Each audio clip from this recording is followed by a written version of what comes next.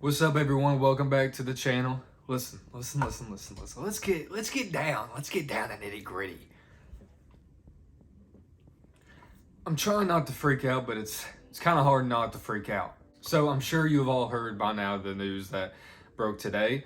I had to work, so I'm not covering it until late at night, but I really wanted to talk about this. I did not want to pass up the opportunity to talk about this, because who's not talking about it? It is, of course, that Xbox has bought Activision Blizzard for, reports are saying, $70 billion or close to $70 billion. I wish I had that in my back pocket. So what does this mean exactly, and why are people, including myself, kind of freaking out on the inside? Well, this could mean a lot of things. When you look at their acquisition with Bethesda, everybody was like, oh, this is a big deal. I mean, everybody was kind of freaking out because, you know, Elder Scrolls, Fallout, their top games, Wolfenstein. I mean, we were all thinking, oh, we're not going to be able to play those on PlayStation anymore. We can play the old ones, but we're not going to be able to play the new ones. They have become exclusive to the platform, right?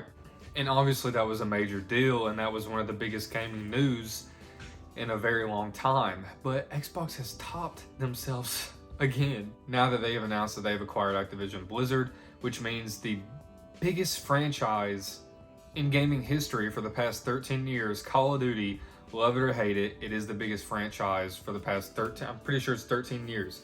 That means they own it now, or when the deal settles in, which is in 1 to 2 years, whatever the deal said on the statement there, I'll put it up here. But that means they own Call of Duty. So the big question is, we do care about their other games with Spyro, Diablo, you know, whatever. But Call of Duty is obviously their biggest game of interest. Is that game going to be exclusive to Xbox and PC, just like they did with Bethesda?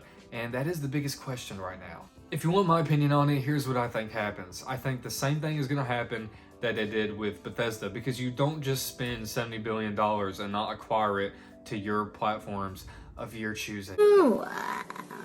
So with Bethesda, they kept all the games that released on PlayStation. They didn't pull it from the platform or anything like that, so they're obviously going to stay. But I do think once this deal settles in and Activision is set with Microsoft, I hate to tell all you guys out there, and you can look at me in 2 to 3 years and say, oh, you were wrong, Wesley, and I'll be like, okay, I'll admit I was wrong. But I think that it's going to be exclusive to Xbox. And I see that as a smart move, because you're going to take one of the biggest franchises in gaming history and make it only available on your platform, to where people have no choice but to play it on PC or the Xbox. But you win because they get the Game Pass. They get the Game Pass to play it because you put the Activision games on Game Pass. That's why this is such a big deal, because Game Pass is becoming an unstoppable force. It's going to get to the point where if you don't have Game Pass, you're just seen as like you're not even a gamer. I mean, really. The thing is, out of all honesty, I know I joke a lot in my videos, but I love PlayStation. I also love Xbox. But this is kind of getting scary, because people are talking about how Xbox might become like this huge freaking monopoly where they gather up all the freaking publishers and they're like, eating them, and they're just eating them for dinner. And then PlayStation sent back like, what the hell do we have anymore except Spider-Man? Although Spider-Man outshines a lot of those games in my opinion. I've been playing Spider-Man again, side note, on the PS5, and can I say I'm going to platinum that bitch, because that is fun as hell. But listen, all I'm saying is Sony has a line of exclusives that has kept them winning for many years now, right? They're still on top, but I don't see this happening in the future with the route that Microsoft is taking right now. I just feel like they're going for gamers off into the future, where people are going to start to buy Game Pass and realize that they can't play their biggest games that they love so dearly unless they go with the Xbox platform. And eventually PlayStation is going to start declining if they don't do something soon, because here's the thing.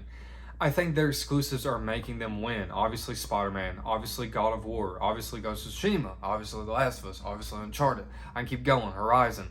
They have so many games that has helped them get to the top of the mountain, the very peak of Mount Everest, and kind of ride that for a couple of years now. But when do people stop caring about those games as much and just say, wait a second, my favorite franchise that I buy every year is on Xbox, or the new Elder Scrolls, or the new Fallout, it's on Xbox. It's going to get to the point where it's kind of hard convincing casual gamers to buy a PlayStation 5. If you've never played Horizon, Uncharted, God of War, do you really care what you're missing? Because don't you want that new Fallout, that new Call of Duty? It's just some food for thought. I think Sony is in trouble right now, and I think if I was Sony, I would be nervous. I would be really nervous, but I think that they have a trick or a few up their sleeve that they're probably going to pull out soon, and I hope I'm right about that. Whether it is this Project Spartacus thing that they got going on, the backwards compatibility stuff, maybe they're going to start shooting out games faster, maybe get more help, because right now I feel like if they keep going down the route they're taking with the exclusives, they could still remain on top for a little bit more, and obviously that's what they want, but they're taking a long time to put out these games that they know are 9 out of 10, 10 out of 10 games that are going to sell in the millions, right? They're taking a very long time to put these out, so something has to be done. I'm not saying that Sony has to go out here and acquire somebody, but if I was them, I would be dumping all of my money into Rockstar.